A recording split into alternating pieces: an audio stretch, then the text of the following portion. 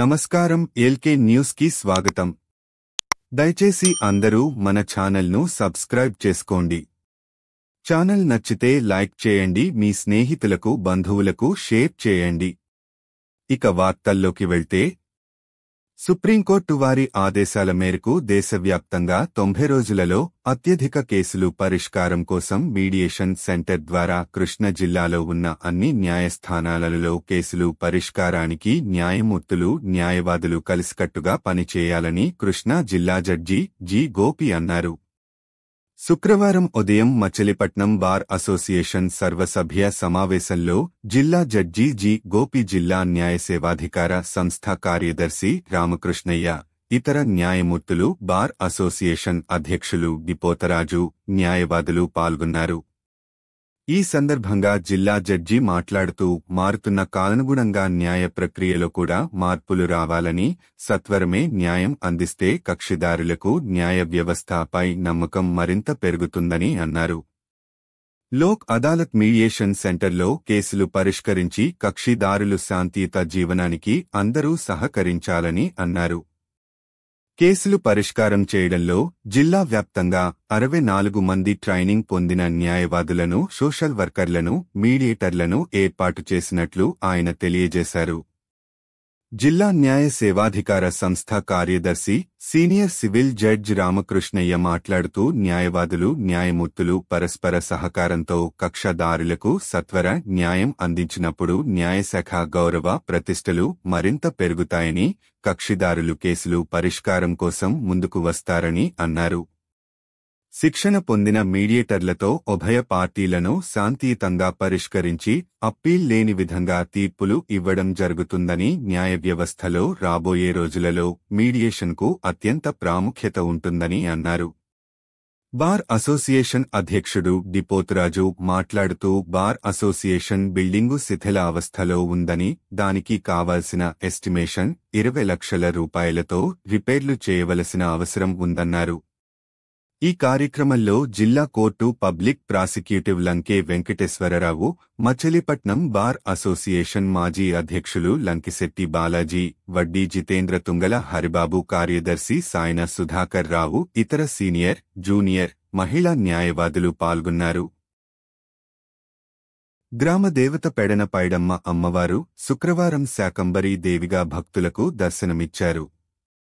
అమ్మవారిని కాయగూరలు, పండ్లు, ఆకుకూరలు, పచ్చని ఆకులతో శాకంబరీదేవిగా అలంకరించి ప్రత్యేక పూజలు చేశారు. భక్తులు పెద్ద సంఖ్యలో తరలివచ్చి శాకంబరీదేవి అలంకారంలో ఉన్న పైడమ్మ అమ్మవారిని దర్శించుకున్నారు. అమ్మవారికి అలంకరించిన కూరగాయలు, ఆకుకూరలతో తయారు చేసిన కదంబ ప్రసాదాన్ని ఆదివారం భక్తులకు పంపిణీ చేస్తామని ఈవో తెలిపారు. పెడన పట్టణంలోని వీరభద్రపురం 7వ వార్డు లో సుపరిపాలనలో తొలి అడుగు కార్యక్రమం నిర్వహించారు. పలువురు దేశం నాయకులు వెంట రాగా ఎమ్మెల్యే కాగిత కృష్ణప్రసాద్ వీరభద్రపురంలో ఇంటింటికి వెళ్లి కూటమి ప్రభుత్వం అమలు చేస్తున్న సంక్షేమ పథకాల గురించి వివరించి కరపత్రాలు అందజేశారు. సుపరిపాలన అందిస్తున్న కూటమి ప్రభుత్వానికి అండగా నిలిచి ఆదరించాలని ఆయన విజ్ఞప్తి చేశారు. పట్టణ టీడీపీ అధ్యక్షుడు ఎక్కల శ్యామలయ్య ఆధ్వర్యంలో జరిగిన ఈ కార్యక్రమంలో టీడీపీ నాయకులు హన్ను, కమ్మగంటి బాబు, తమ్మా భీమయ్య, వీణం శ్రీనివాస్, సమతం గంగాధరరావు, పరసా సూర్యనారాయణ, ఎలిగట్ల ప్రసాద్, పరసా జితేంద్ర, గఫార్, ఎర్రా నాగరాజు తదితరులు పాల్గొన్నారు.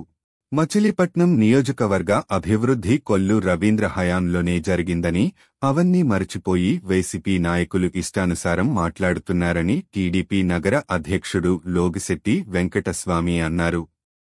శుక్రవారం టీడీపీ కార్యాలయం వద్ద జరిగిన విలేకరుల సమావేశంలో వెంకటస్వామి మాట్లాడారు. గతంలో మచిలీపట్నం నగరంలో 7 తాగునీటి రిజర్వాయర్లుండగా కొల్లు రవీంద్ర హయాంలో అదనంగా 8 రిజర్వాయర్లు నిర్మించారన్నారు. తాగునీటి సమస్యను పరిష్కరించేందుకు మళ్లీ నూతన ప్రణాళిక రూపొందించారన్నారు. 2014-19 మధ్య మచిలీపట్నం అభివృద్ధికి 64,30,00,000 వెచ్చించారన్నారు. నూతనంగా మళ్లీ మంత్రిగా బాధ్యతలు స్వీకరించిన అనంతరం 15 అడుగుల మేర పంపుల చెరువులో పేరుకుపోయిన సిల్టును తొలగించారన్నారు. నియోజకవర్గ మైనారిటీ సెల్ అధ్యక్షుడు సయ్యద్ ఖాజా మాట్లాడుతూ మంత్రి నారా లోకేష్ను మర్యాద పూర్వకంగా మాట్లాడకుండా తక్కువ చేసి వైసీపీ నాయకులు మాట్లాడటం ఆశ్చర్యంగా ఉందన్నారు. వైసీపీ కార్పొరేటర్లను టీడీపీలో చేర్చుకునేందుకు ఏమీ సిద్ధంగా లేమన్నారు. నియోజకవర్గ రైతు సంఘ కార్యదర్శి పామర్తి లక్ష్మణ్ మాట్లాడుతూ వైసీపీ హయాంలో గంజాయి బ్యాచ్తో ఇంటింటికి గంజాయి అమ్మించారన్నారు. ఈ కార్యక్రమంలో అసదుల్ హుస్సేన్ అమీర్ తదితరులు మాట్లాడారు. ఏకాగ్రతతో ప్రతి ఒక్క బుల్లెట్ లక్ష్యాన్ని ఛేదించేలా తర్పీదు పొందాలని ఎస్పీ ఆర్ గంగాధరరావు సూచించారు. మంగెనపూడి బీచ్లో నిర్వహిస్తున్న జిల్లా స్థాయి పోలీసు ఫైరింగ్ రేంజ్ శిబిరాన్ని ఎస్పీ సందర్శించారు. ఫైరింగ్ ప్రక్రియలపై అధికారులకు పలు సూచనలు ఇచ్చారు. ఫైరింగ్లోని మెళకువలను నేర్చుకోవాలన్నారు. కొత్తగా వచ్చిన ఆయుధాల గురించి పూర్తి స్థాయిలో అవగాహన చేసుకోవాలన్నారు.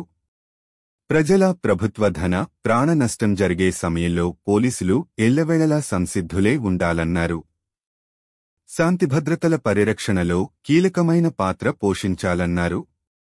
ఈ కార్యక్రమంలో పలువురు సీఐలు, ఎస్పీలు పాల్గొన్నారు. Indian red cross society Krishna జిల్లా శాఖ తరపున గతంలో గూడూరులో పనిచేసిన తహసీల్దార్ బి విజయప్రసాద్కు రాష్ట్ర గవర్నర్ అబ్దుల్ నజీర్ చేతుల మీదుగా సిల్వర్ మెడల్ అందుకున్నారు. ఈ సందర్భంగా గూడూరు మండల విఆర్ఓల సంఘ అధ్యక్షుడు పినిశెట్టి కాకులేశ్వరరావు, కార్యదర్శి ఎన్డి బషీర్ విఆర్ఓలు అభినందనలు తెలిపారు.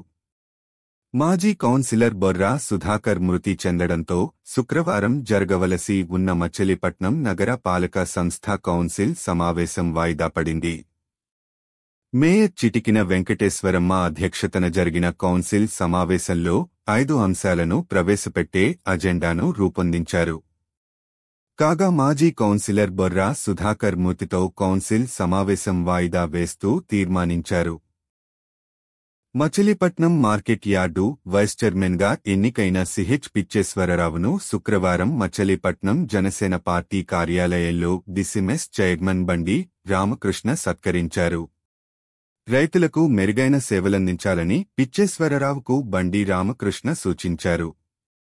నిర్వీర్యంగా ఉన్న మచిలీపట్నం మార్కెట్ యార్డు కార్యక్రమాలు సమర్థవంతంగా జరపాలని బండి రామకృష్ణ సూచించారు. ఈ కార్యక్రమంలో గడ్డం రాజు తదితరులు పాల్గొన్నారు. తండ్రి మృతి చెందడంతో మానసిక ఒత్తిడికి గురైన హోంగార్డు ఆకుల వేణుగోపాలరావు బుధవారం ఇంటి నుంచి బయలుదేరి వెళ్లి తిరిగి ఇంటికి రాలేదు. దీంతో కుటుంబ సభ్యులు ఎనకుదురు సీఏ పరమేశ్వరరావుకు ఫిర్యాదు చేశారు. వేణుగోపాలరావు ద్విచక్ర వాహనం మంగెనపూడి సముద్ర తీరం వద్ద గురువారం సాయంత్రం గుర్తించారు. అయితే అతను ఎక్కడకు వెళ్లింది తెలియలేదు. దీంతో ఇనకుదురు పోలీసులు వేణుగోపాలరావు కోసం ముమ్మరంగా గాలింపు చర్యలు చేపట్టారు. సమాజంలో మార్పు కోసం ప్రజలను చైతన్యపరచడంలో మీడియా పాత్ర ఎంతో కీలకమని కృష్ణా జిల్లా కలెక్టర్ బాలాజీ అన్నారు. ప్రజల సంక్షేమం, అభివృద్ధి కోసం మీడియా ప్రభుత్వంతో సమన్వయంగా వ్యవహరించాలని కలెక్టర్ బాలాజీ ఆకాంక్షించారు. ప్రెస్ ఇన్ఫర్మేషన్ బ్యూరో పిఐబి ఆధ్వర్యంలో శుక్రవారం మచిలీపట్నంలో కృష్ణా జిల్లా జర్నలిస్టులకు వర్క్ షాప్ నిర్వహించారు. ఈ కార్యక్రమానికి ముఖ్యాతిథిగా హాజరైన కలెక్టర్ బాలాజీ మాట్లాడుతూ ప్రభుత్వం అమలు చేస్తున్న అభివృద్ధి సంక్షేమాన్ని ప్రజల్లోకి విస్తృతంగా తీసుకెళ్లడానికి మీడియా ఎంతగానో దోహదపడుతుందన్నారు. ప్రభుత్వం లేదా అధికారులు చెప్పే మాటల కంటే మీడియాలో వచ్చిన అంశాలకే ప్రజలు ఎక్కువ ప్రాధాన్యతనిస్తారన్నారు. రాష్ట్రంలోనే అత్యధిక విద్యార్థులను దత్తత తీసుకున్న జిల్లాగా కృష్ణా జిల్లా పేరు పొందిందన్నారు. వీరిలో 20 విద్యార్థులు ఇతర దేశాల్లో విద్యను అభ్యసించడం గర్వకారణం అన్నారు. అలాగే సూర్యాఘర్ పథకాన్ని ప్రజలు విస్తృతంగా వినియోగించుకునేందుకు మీడియా తగిన ప్రచారం నిర్వహించాలని కోరారు. సేంద్రియ వ్యవసాయం వల్ల ప్రజల జీవన ప్రమాణాలు మెరుగుపడతాయని, అలాంటి వ్యవసాయం కృష్ణా జిల్లాలో జరుగుతుందన్నారు. దీనిపై మీడియా అవగాహనతో రైతులకు సమాచారాన్ని అందించాల్సిన అవసరం ఉందన్నారు. జిల్లాలో అమలవుతున్న పథకాలను ప్రజలకు చేరువ చేయాలని కోరారు. జిల్లా legal services authority judge KB Ramakrishnaiah మాట్లాడుతూ సామాన్యులకు ఉచిత న్యాయాన్ని అందిస్తామన్నారు. ఇందుకు డిస్ట్రిక్ట్ లీగల్ సర్వీసెస్ అథారిటీ దోహదపడుతుందన్నారు.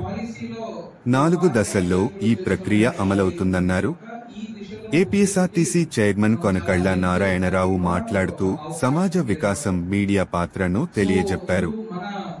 హిందూలా కళాశాల ప్రిన్సిపాల్ విజయ్ శ్రీనివాసరాయలు మాట్లాడుతూ పత్రికా రంగానికి భారత రాజ్యాంగంలో ఎంతో ప్రాముఖ్యత ఉందన్నారు.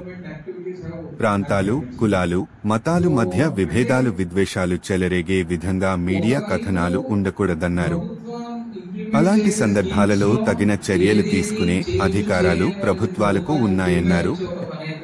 డీసీఎంఎస్ చైర్మన్ బండి రామకృష్ణ మాట్లాడుతూ ప్రభుత్వం ప్రజల కోసం చేస్తున్న ఎన్నో అభివృద్ధి సంక్షేమ పథకాలు మీడియా ద్వారానే ప్రజల్లోకి వెళుతున్నాయన్నారు. Press information bureau director Ratnakar, సమాచార శాఖ డీడీ ప్రసాద్, పీఐబీ సిబ్బంది తదితరులు పాల్గొన్నారు. పీఐబీ సేవలను పవర్ పాయింట్ ప్రెజెంటేషన్ ద్వారా తెలియజేశారు. ఈ విషయంలో యాక్చువల్లీ లాస్ట్ 1 year లో కృష్ణా జిల్లాలో ఏమేమి కార్యక్రమం చేపట్టామో అనే దాని గురించి మేము కూడా ఒక చిన్న బుక్లెట్ చేయించాము అనమాట. యాక్చువల్లీ ఆ బుక్లెట్ ని కూడా మేము వాట్సాప్ లో మీడియా మిత్రులందరికీ కూడా పీడిఎఫ్ ని షేర్ చేస్తాం. యాక్చువల్లీ అంటే lot of good work has happened. Actually అంటే కొన్ని కనిపించని వర్క్స్ చాలా ఉంటాయి. యాక్చువల్లీ అంటే నాకు చాలా సాటిస్ఫాక్షన్ ఇచ్చే వర్క్ ఏమంటే మన స్టేట్ లోనే ఎక్కడా లేనట్టు మనం 16 మంది ఆర్ఫన్స్ కి అడాప్షన్ ఇప్పించాము. యాక్చువల్లీ ఈ వార్తలు ఇంతటితో సమాప్తం.